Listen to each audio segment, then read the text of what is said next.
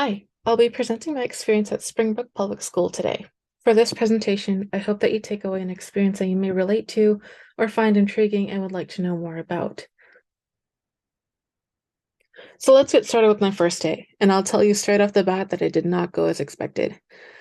I got the pleasure to meet several amazing teachers, staff, and for the students that I was assigned with.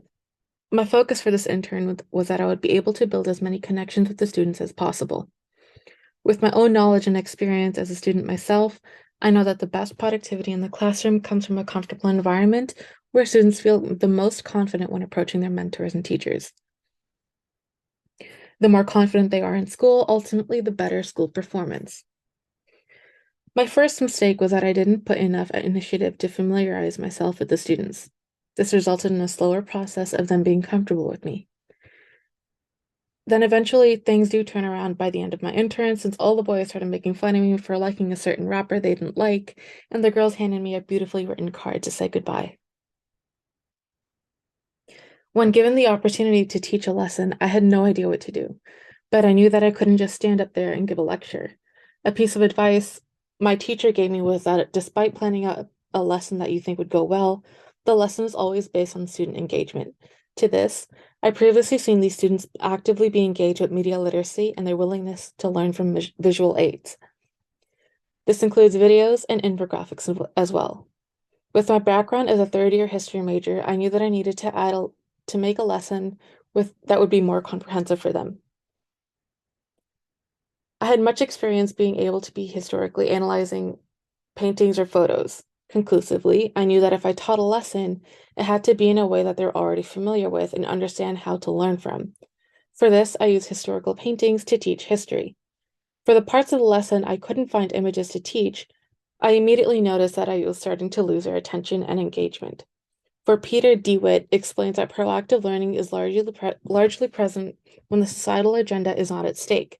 In other words, giving students the opportunity to apply their historical thinking and learning history is favored over lecturing and watching informational videos.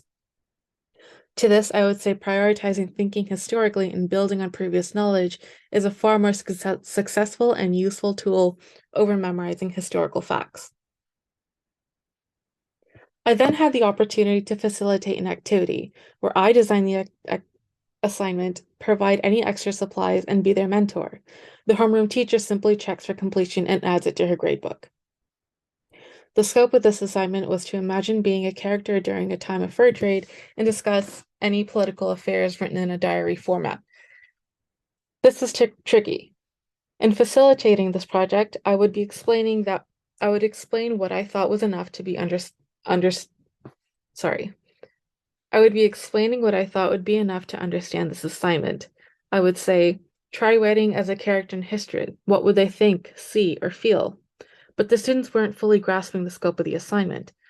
In time, while helping them, I turned to DeWitt's second part of his idea on deeper learning and encouraged his proposal on doing the work of the field rather than covering material.